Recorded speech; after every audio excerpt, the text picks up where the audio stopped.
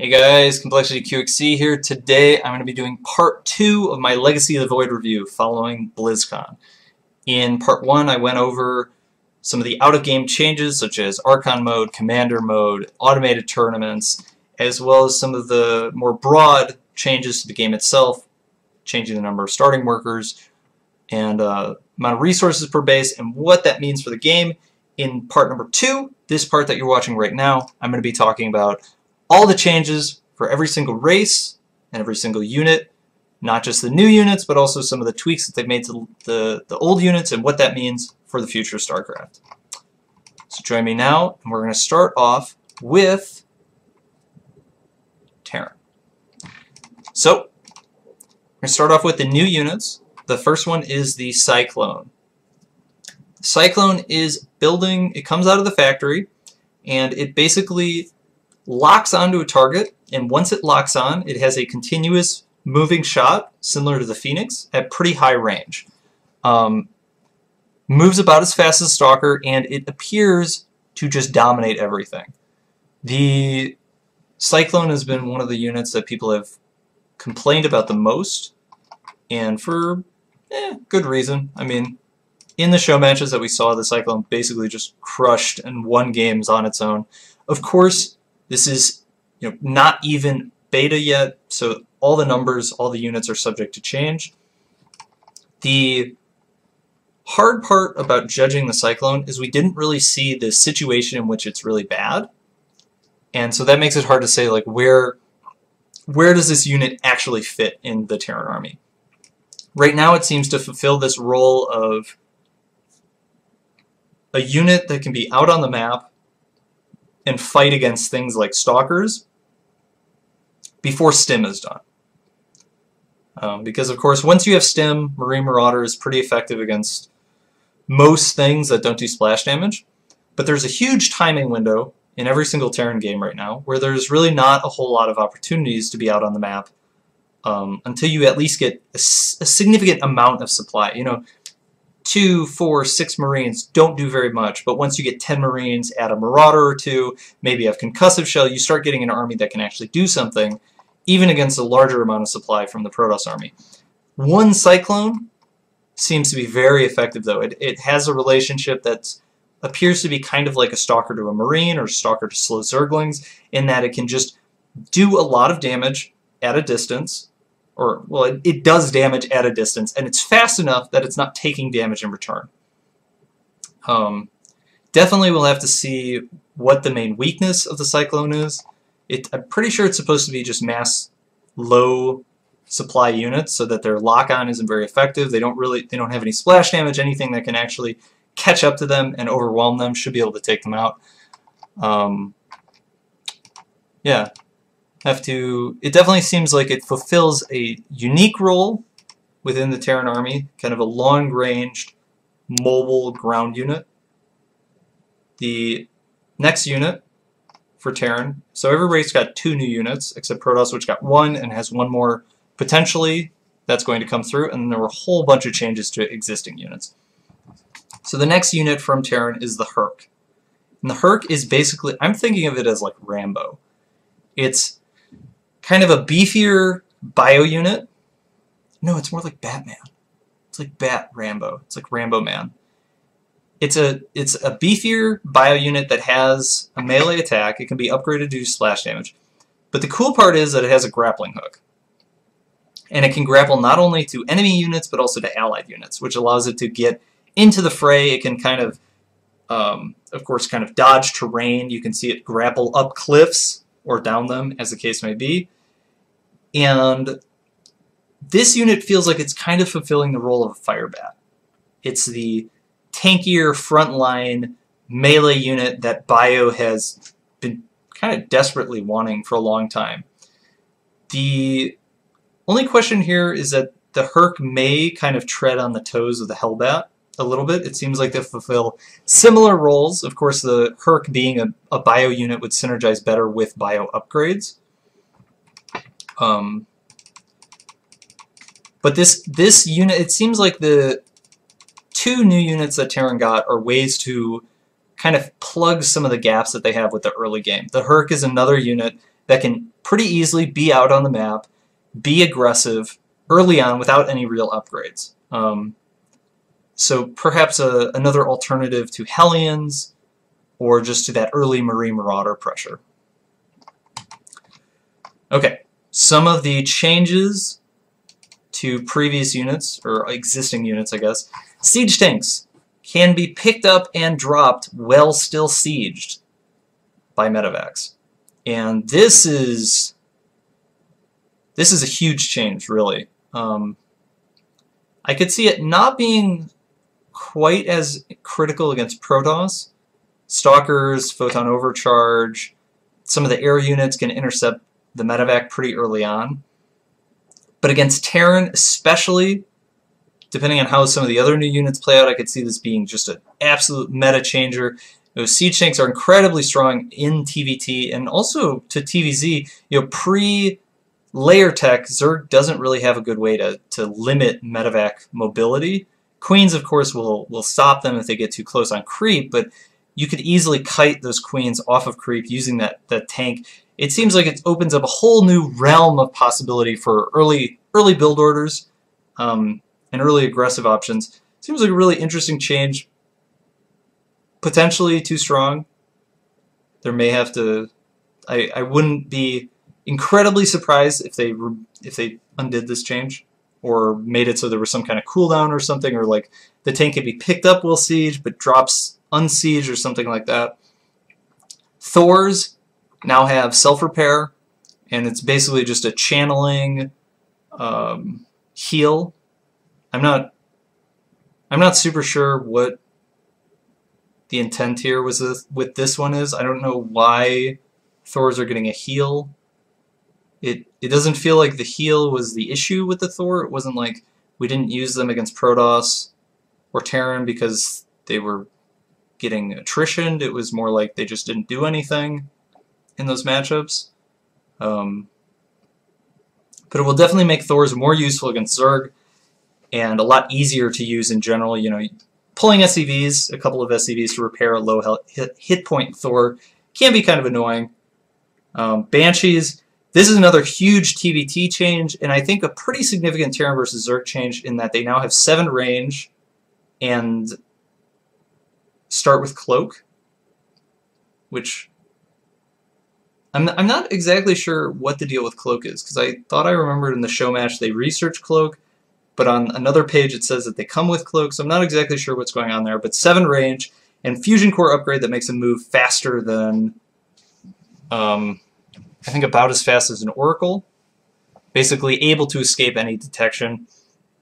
Banshees have already redefined the meta in TVT. I mean, they've been defining how TVT has been played since the beta of Wings of Liberty. Giving them 7 range means that they're going to be even stronger there. If they do end up starting with Cloak, I could see TVT being Banshees or countering Banshees almost every game. Just 7 range is incredibly strong, and that also opens up some opportunities for them to micro against Stalkers, since they'll have more range than Stalkers. And also better opportunities at sniping Queens, picking off drones. The Banshee overall will just become a much stronger unit. The final Terran change for old units is the Battlecruiser will now be able to warp, which is basically a full map blink with a slight amount of channeling. That costs some amount of energy that you can't do it twice in a row. And this is a pretty interesting one, because a lot of the problems with the Battlecruiser seem to be regarding its mobility, as well as the cost to get it and how long it takes to build. But the mobility is a huge one, so giving it the ability to kind of warp in or potentially out of combat seems interesting. Perhaps we'll see more Battlecruiser type builds. Perhaps not. Alright, going to be talking a little bit about Protoss. The new unit for Protoss is the Disruptor. Basically, it comes out of the Robo. You can activate it. It becomes invulnerable for a short amount of time. When the timer runs out, it explodes and does area effect damage. And I think this is a pretty interesting unit. It functions in a way that's very different from basically anything else in StarCraft, and I think that's incredibly important when looking at new units. The unit has to be the absolute best at something in the game. And then it's also got to be pretty bad at a number of other things. I mean, if something is the best at something and not really very bad at anything else, then you would just use that unit to solve all your problems. And if a unit isn't actually the best at anything at any given point in the game where it's available, then you would never build it. So disruptors, since they function in a way that's totally different from any other unit, they don't attack normally, and then they become invulnerable, and they do splash damage, and they come out of the robo facility, so it's kind of like a lower tier splash damage option for Protoss. Presumably they'll be more accessible than Colossus or Storm. So it seems like a very promising unit. Have to see exactly what the numbers are and things like that, but a lower tier splash damage unit for Protoss is definitely something that they could take advantage of. And like I said, there's only one new unit for Protoss right now. So we'll get right into some of the changes. Mortals. Hardened Shield is now an activated ability, and it's basically like an extra shield that the Immortal has, rather than just reducing damage that's over a certain amount to 10. And so this makes the Immortal have more windows of vulnerability, and it also makes it more important that a player is good at gauging exactly when that ability is needed. I really like this change. This change reminds me a lot of the general game design and balance that we see in a lot of MOBAs like League of Legends and Dota and Heroes, in that you have an ability that lasts for a certain amount of time, and then the cooldown on that ability is much longer than the duration of that ability. And then basically what that means is that the player has to make the strategic decision of when to use that ability, and then his opponent will try and bait out that ability, avoid a fight while it's activated, and then take advantage of the time when they know it's on cooldown. I think that's going to be really interesting. It opens up more opportunities to exploit the Immortal, take advantage of when it's weak, and also avoid it when it's strong. Seems really cool. War Prism changes. War Prism can now pick up units from a distance, which just seems insane. I think it's a really interesting change. And I think it's pretty cool because it differentiates the drop mechanic for Protoss a little bit more from the other races, and opens up certain micro strategies that aren't really possible. Picking up an Immortal at 3 or 4 range versus having to be right on top of it will allow you to do things with the War Prism that aren't really possible with Medivacs or Overlord drop. Big change to the Tempest. It's a faster unit. It has basically a single target irradiate, so one, for those of you who didn't play Brood War, it's a single target, 500 damage over a long amount of time, so it kind of bleeds out a unit, and it can only attack ground units. And I think part of this is to remove, like, the Tempests in a lot of ways were kind of a band-aid for Broodlords at the end of Wings of Liberty. And I think they maybe decided that Tempests were too strong against Broodlords, or at the very least were removing too many strategies because they were so incredibly powerful, especially also against battlecruisers. So now they only attack ground units, but they have this opportunity to still deal with units like Broodlords and battlecruisers, and now even Ultralists, or potentially Thors, with a single target, long time duration damage ability. Big changes on carriers. They now build in 90 seconds, so I think that's about 20 or 30 seconds faster, and they can send the interceptors out to a specific location, and they will just, well, you can't really see my hand, but whatever. They'll just fly around that location, and so it opens up opportunities where you can like siege a location with carriers. You send the interceptors out, you pull the carriers back. It's going to be it's going to be a carrier that's kind of like in between the Heart of the Swarm carrier and the Brood War carrier, allowing you to do some of those micro strategies like you might do in Brood War, where you would move the carrier close, set it to attack, and then pull the carrier away, and the interceptors would continue to attack. Last couple of changes here. Warp in now takes 8 seconds instead of 4, 3. Maybe probably could have looked that up beforehand.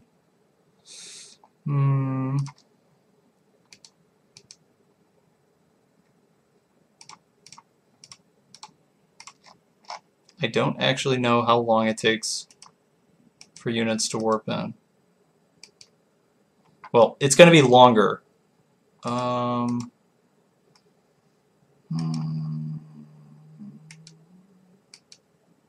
should have looked this up beforehand. I was hoping I would find it very quickly.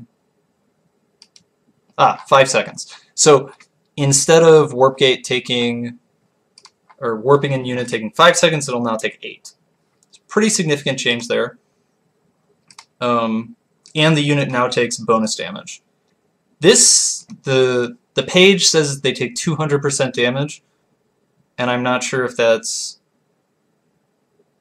double damage or triple damage. I'm not, because sometimes people say it takes 100% extra damage, which means it takes 200% damage, or if they mean it takes 200% extra damage or whatever. Basically now it takes bonus damage while warping in, and I think this is a nice change. It is a strict nerf of warp gate, which I have a hard time disagreeing with. Warp gate is one of the most frustrating mechanics in the entire game, and yeah, there's no way around it. I'm just Terran bias. I'm pretty happy with that change. And I think it'll be nice for a lot of people as well. So another thing, Oracle, the two Envision and Revelation are combined into a single spell, so you cast it on an area, and everything is revealed and detected for a certain amount of time. To compensate for having one less spell, they added Stasis Ward to the Oracle, and that's basically, if you played Warcraft 3, you're familiar with what a Stasis Ward is. It's an invisible totem type thing that sits on the map. When units get in range, they go into stasis. The difference here between the Warcraft 3 one is that they actually go into StarCraft 1 type stasis, which is that they are invulnerable and unable to move, attack, or be targeted. So it's more like the Arbiter's stasis combined with the Warcraft 3 stasis ward. And this is again a change that I think is really interesting because it allows the Oracle to do something that is absolutely 100% unique. There's no other unit in the game that can do a stasis ward type ability. And so by tweaking the numbers, it should be very interesting. Very cool. Okay, and the final change for Protoss is that Photon Overcharge only shoots ground units. And this is a strict nerf on Protoss. They're not giving them anything in return. And this is another change that I have a hard time disagreeing with. Photon Overcharge is another extremely frustrating ability to deal with. It feels far too strong and it's very frustrating, especially if you're not well attuned to how strong it is. It feels like the Protoss player is just invincible. You go in with, you know, a significantly larger supply than your opponent and still get crushed because of the Photon Overcharge. I don't know how significant this is in PvP or PvZ, but against Terran it's going to make a big difference for Protoss's ability to deal with medevacs. And also Banshees. And this, between the Banshee range upgrade, the possible cloak change, and the fact that Photon Overcharge will no longer be able to target them, I think Banshees will get a lot of new life in this matchup. I don't think it would be unreasonable to change Overcharge, like shoots only ground but costs less mana or something, but this is another change that I'm okay with. It feels kind of right. Okay, Zerg units. 2 new units, Lurker, making a return from Brood War. And for those of you who didn't play StarCraft 1, it's basically a unit that doesn't attack while unburrowed. When burrowed, it has a long line attack that does splash damage, or like splash damage. Anything hit by the line takes damage. It looks a lot like Impale, for anybody who played Warcraft 3 or Dota. except it would be the unit's basic attack. So Lurkers, they fulfill long-range splash damage, so they're more similar to Colossus in that way. And they also allow the Zerg player to have a ground-based siege unit. So I think there's a lot of potential there. It definitely feels like they're adding something unique and new to the race, which is, I think, the most important part. Nobody wants not free units. Nobody wants new units that aren't really actually different from old units, or that don't function in a fundamentally different way. And the Lurker absolutely does that. So I think that's pretty exciting. Ravager is the other new unit for Zerg. It's basically like a super roach. It's like a big, beefy roach that it evolves out of a roach. The really cool part about the Ravager is it has a skill shot. Trying to think. For anybody who plays League of Legends, this would be he basically has Kog'Maw's ult as a no mana cooldown based ability. And for anybody who doesn't play League of Legends, it's you pick a point somewhere nearby, and after like a little thing appears, like a little dot, and then after like 2 seconds, a projectile falls from the sky and deals damage to anything that's hit by it. The part that's really cool about this, and that, I mean, it doesn't affect me, but I think it's really exciting for the matchup, is that that projectile will break force fields. It can also hit air units. I think it's a really, really cool unit. I don't know about like the Ravager itself, but this ability opens up a lot of opportunities, a lot of skill shots, a lot of dodging. You can hit air units with it. Breaking force fields is going to be really cool. All around, just I think it's a great addition. Final, last couple of changes to existing Zerg units. The Nidus Worm is invisible while burrowing, invulnerable while emerging. So it's not until it actually like comes up and can spout units out that can be attacked. And this one sounds just insane. The Nidus Worm is one of the most powerful but underused abilities or buildings or whatever in the game. You know, it has so much potential, but it's very expensive and it's very all-in to use. And so instead of reducing the cost of it and making it less of an all-in, they're making it more likely to succeed. But I would not be surprised to see this change tweaked, turned back, or actually revoked. Just imagining the potential for basically very fast 1 or 2 base Nidus Worm all-ins. Nidusing into your opponent's base, the Nidus Worm gets up 100%. Some units unload, second Nidus Worm goes down in case the first one dies, you know, that type of thing. But overall, I like the bravery here. I think that's the thing that I'm admiring the most, that impresses me the most about Legacy of the Void, is that Blizzard is showing that they're not afraid to make very strong fundamental changes to basically any unit in the game. And that bodes better than anything they could actually change. Any change at all that you've seen here is less impressive than the fact that they are willing to make changes like this, especially going into beta. You know, we saw a huge amount of changes in the Heart of the Swarm beta, and so the fact that the beta hasn't even started and they're already showing they're willing to do all these different things, you know, this is a lot more changes than we saw from Wings of Liberty to Heart of the Swarm, and that's very exciting. Last couple of changes for Zerg. Swarm hosts no longer need to burrow to launch Locust. I think that's interesting, but the most notable part is that the Swarm hosts Locusts are launched manually, and the cooldown, this is again going back to a point I made earlier, the cooldown of spawning Locusts is much, much longer than the duration of the Locusts themselves, which creates larger windows of vulnerability. So the Zerg player actually has to make that decision of, is it right to make Locusts now, or do I need to save them because I don't want to be vulnerable for this attack that's coming, things like that. Also, Locusts can be upgraded to be flying, and I believe that they're much stronger to compensate for the reduced duration, the only manual cast, things like that. Corruptors now have what's basically a channeling damage over time with increased damage the longer you channel ability on a single target. Not super excited about this change. I agree that the Corruptor needs a change. I think it's very boring right now. It'd be nice if it had something that allows it to do things when there are no air units left, but a single target damaging ability is not very exciting. So I hope that Blizzard reconsiders this and changes it to something that does something interesting. We've got enough units in the game that just do damage. Final change for Zerg that we're aware of right now is the Infestor no longer has Neural Parasite. It has what's basically an area of effect damage boost. So it's a way to give some flat damage to a large group of Zerg units, help that swarm be more swarmy. You're more rewarded for making lots of smaller units, or at least opens up opportunities for unit compositions where you do things like huge amounts of Zerglings and then you buff them all with Infestors, and now they're super duper strong. Things like that.